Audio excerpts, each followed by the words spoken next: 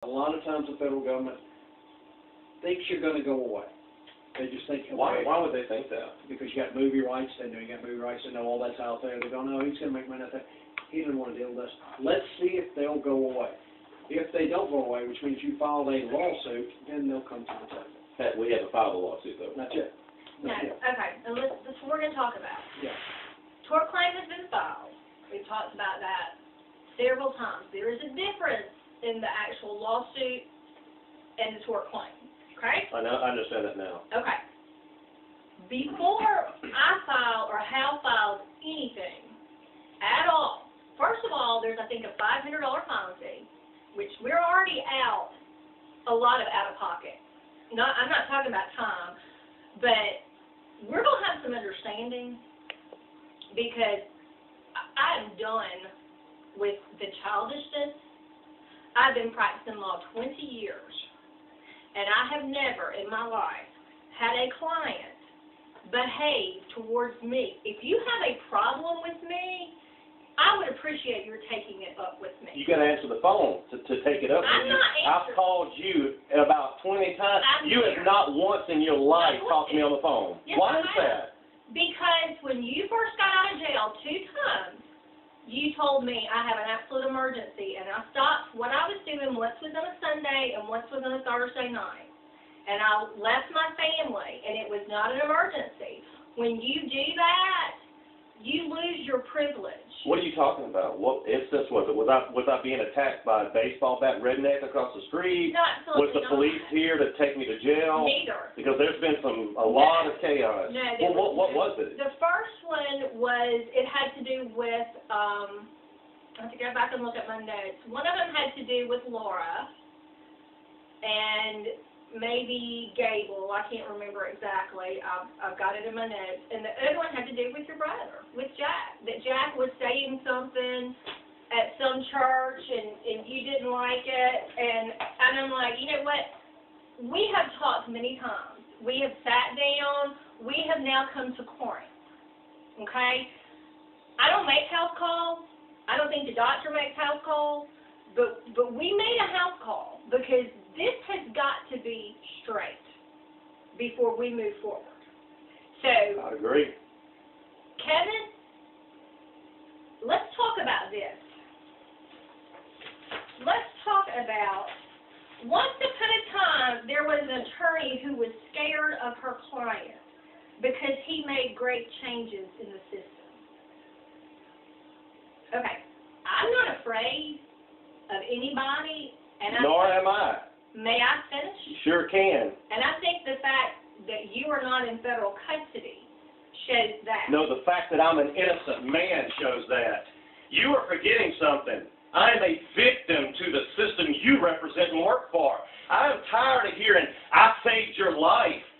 My sister could have walked in there and saved my life. She's an attorney. Okay? I was innocent and framed and falsely arrested by a bunch of assholes who didn't like me because I represent a justice-seeking activist of sorts. Okay, first of all, keep your voice down. You raised your voice first. No, I didn't. Oh, yes, you did. Now, I've had a cold, so if I'm speaking loudly, I can't hear myself. You can't come in here and attack me. You know where I stand with this, and I know where you stand. Shut up. You have attacked me about the North Mississippi Medical Center. You've defended them saying, oh, I have associates and friends that work there. I don't even know anybody that works there. And I don't know anything about my brother standing in a church talking about me. I don't remember ever coming to you about, I need your help because my brother's talking about me in church. I don't ever recall that. I want you to focus and stay on point. I am on point. Okay. Why do you think I'm afraid of you? What great changes? Are you afraid of me? Absolutely not. Or what I represent? Absolutely not. Really? Okay. Absolutely not. What great changes? We're going to answer some questions that I've asked you for a year that you refuse to answer, okay? I never refuse to answer any question, thank you. Okay. What federal judge did you have fired? What are you talking about? I'm talking about several emails and Facebook posts where you say you were responsible. How do you know I made that Facebook post? How do you know? How do you know that someone else didn't post that for me on my behalf? You sent the email to me. Show me what I sent to you.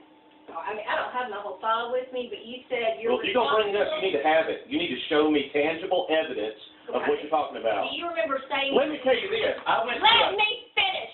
Finish! I'm done. I'm not putting up with this. I think I know where we stand. Yeah, conflict of interest, and you know exactly what I'm talking about. You have come at me since day one and angry. And another thing, you told my ex-wife that she is entitled to 20% of my lawsuit for any child in the house. That's exactly what. And then you say you lost the emails that you accidentally deleted. No attorney accidentally deletes something so pertinent, so important that has to do with my son and the custody between him. I said to Laura, based on what you had told me, that there is 14% for one child, 20% for two children. That is the law. Now, you gave me permission to do that. But again, I want to ask you to focus. Have you been responsible for a federal judge leaving the bench? What concern is the North Mississippi Medical Center case to you? I'm not. And how do you know anything? Yes, this is about Neil Biggers, isn't it? Neil Biggers sits on the bench every day. Well, who's it about? I mean, I'm asking you. You're the one who told me that you were responsible for lawyers being fired. I never told you that. Yeah, you have. No, I haven't. I wouldn't talk to you about that. You talking about the North Mississippi Medical Center lawsuit? No. You keep bringing that up. You keep bringing up Jim Wade in emails. You keep lying about it. No, I'm not a liar. Excuse you. I know what I live, and I sit with a room full of judges and attorneys, and they offered me $10,000 to sign a gag order that I would never speak about the body parts I found at the hospital. And then what happened? Jim Wade sent Laura Murphy, who is dead now, in to represent me. And where was Jim Wade, who was representing a $16 million big lawsuit that involves the feds because the hospital is federally funded, a tax-exempt, nonprofit, federal-funded hospital. No one's ever said why they fired me. No one, but why would they offer me $10,000 and sign a gag order? I said, no, I'm not going to sign a gag order. I'm going to write a book, and I'm going to tell everyone I know about what's happening here.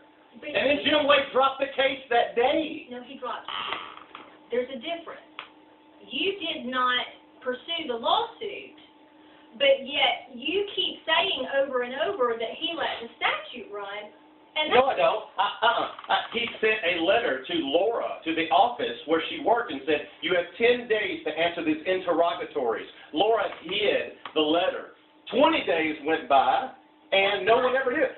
Jim Wade dropped the case with no excuse, just like I was fired for no reason. I was never given a reason. They just said, we're letting you go. I'm out. The case, he was allowed to withdraw as your attorney. Why would he do that in 18 months? After bringing in financial advisors and telling me and Laura we're going to be millionaires. But that's not my point. My point is, after that, the case was dismissed without prejudice for failure to prosecute and for you failing to obey an order of the court. What's the order of the court? That you were to advise the court within 60 days if you were going to proceed pro se or if a lawyer was going to represent you. Never got that. Never got any kind of notice. There is a notice in the court where you have signed it that says, it says receipt signed by Kevin Curtis. My point is this. When you say things about Jim Wade, that he did this or he did that, and it doesn't coincide with the public docket, that is an issue. Judge Biggers didn't even hear the case. I don't know where you're coming up with Judge Biggers because he was not. Judge Biggers asked to be removed from the case due to a conflict of interest.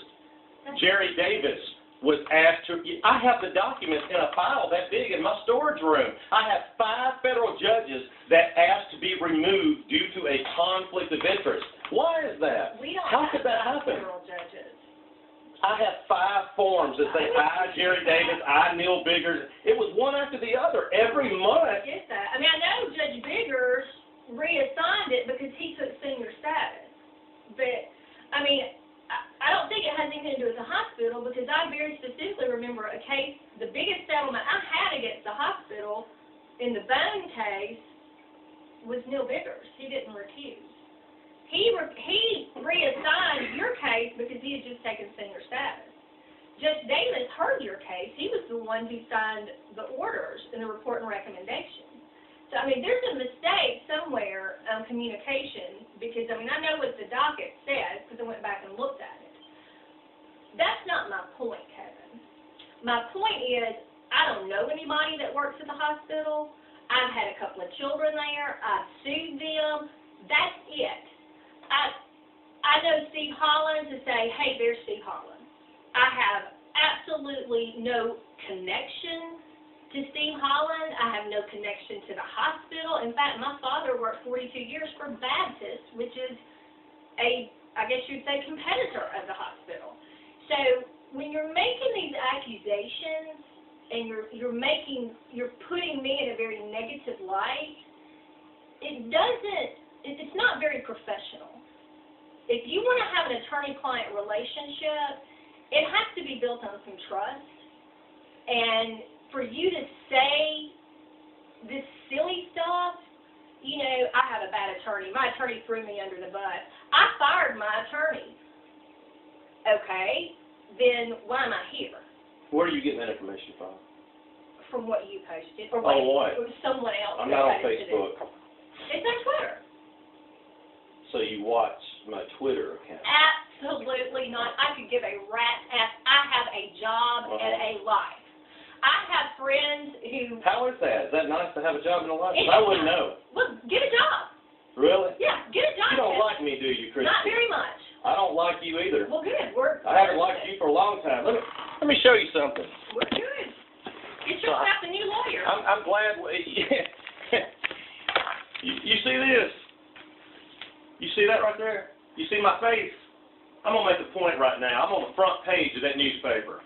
Let me finish. It's a free paper. Let me. I got 20 from 5 states, and this is about a week before the North Mississippi Medical Center fired me. You see that? Front page in Louisiana. Kevin Curtis created double trouble. This is in Bastrop, Louisiana. No, let me finish. No, we're limited on time. Limited on time. Yes. You're a rude human being. Let me tell you something. I lost my life at the hospital, and you need to think about this. I was making about $75,000 a year in moonlighting as an entertainer and raising children and changing diapers. And I bought my first home, and I had 3 cars paid off and an acre land. Can I finish? No, I've heard this crap. No, you're not letting me finish. Why would I make up some story about the hospital and body parts and lose my business, my family, my music career? That's what nobody's asking. Okay, I'm going to ask you. Am I a liar? You have called me a liar one too many times. We need to quit lying. You're a liar. No, I'm not. Oh, yes, you are. What are the great changes you've made in the system that I'm scared of? Let me tell you what changes I've made. You see this? These voice-activated recorders here. See these? Mm-hmm. I carried these around back in 2000 all the way to about 2007. Mm-hmm. I started making videos of cops making false arrests and beating the hell out of people in Boonville and Tupelo. Mm-hmm. I posted them on the internet. Wynn down in Bastrop, Louisiana, and Monroe got wind where I was born, and they said, hey, will you come down here and do a fundraiser for some people that are being harassed by cops? I went down there and I raised $5,000 singing my ass off. You sure? And I bought voice-activated recorders and cameras for victims. I come back down here and I met with Charlene Presley, Bonnie Boyd, and about 20 other people who have been victimized in Lee County jail systems, beaten, harassed. And Charlie Thomas from Florida came down here, the Ethics Commission Director, Cindy Brown, you know her? I know Cindy. Yeah, she came down here. We went out to dinner, and they took about 795 pages of my documentation against the hospital, and they said, you have no idea how much you've helped us. You have no idea. You remember that? And you think I'm afraid for some reason? I am an activist and justice-seeking that has made people accountable, police officers. So am I. So why would that... But don't take away from what I've done. I'm not taking away, Kevin. Down and listen to her too. Y'all can both talk, but don't yell. You know, my attorney threw me under the bus. What have I done to throw you under the bus?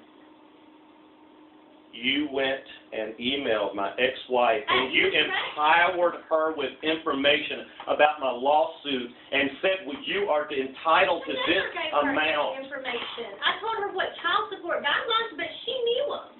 She got real cocky, and it caused massive issues in my relationship with my children and her. That's your problem. You need to take that It's my problem because you caused that problem. No, your problem with your children. And then you lied and said you lost the email. You'd accidentally deleted it. Your problem with your children long predates me. Your problem with your husband long yeah. Thank you. I gave you his number. He said he would love to talk to you. Yeah. I mean, he would love to talk to you. Are you still there, Paulette? Yeah. Yeah. I mean, grow up. Okay. You grow up. I don't have a problem, Kevin. You do have a problem, Christi. You need to get your head on straight. Be appreciative for what people do for you. Okay. Are you gonna answer my questions? I am not. You're not going to put me under cross-examination. I am a victim to a damn life-changing situation. I've been to jail 23 times falsely. I have fought my way out of it. I can't walk outside and go to my mailbox without something happening and the police coming. I'm thrown out of public places everywhere I go. My whole life is ruined, and I'm a victim, and you are victimizing me more now. But do you think that gives you the right to act a fool and to say stuff? You're the fool. I'm done. I'm not representing you. Let me say this, Kevin. What she is asking, the prosecutors, the United States Attorney's Office, are going to be asking these I'm questions. trying to look out for you. They're monitoring you, as I'm sure, to this day, hoping you do something wrong, hoping to catch you in a mistruth, a lie, or something that they can call a lie. That's where she's going with this. And that's why we go back to, if there's a way to stay off the internet, please, God, stay off of it, because they're looking for anything, for you to step on your shoelace. They're looking for anything that they can use against you. That's exactly where she's going with this. Are they going to bring up the Jim Wade stuff? Maybe. Maybe not. They might go, did you say this at this time? Well, this is not true. Is it Kevin Curtis? And you're going to be on the stand with whatever judge it is. So that's where she's going with this stuff. So it's, the more ammunition they have, the harder it becomes for us to go forward and do, and get the monetary amounts we want. If we don't give them, but we've got to get this all clear. We've got to have answers for this before we go into a courtroom. You always hear about an attorney knows the answer before he asks it. That's what this is about, and that's where we're going. I assure you, if we start to go to trial, we'll bring in, love to have Paulette, love to have your mother, everybody in the room, because we want everybody's opinion, and we're going to ask the hard questions. You're going to have to answer these questions. They're going to put you under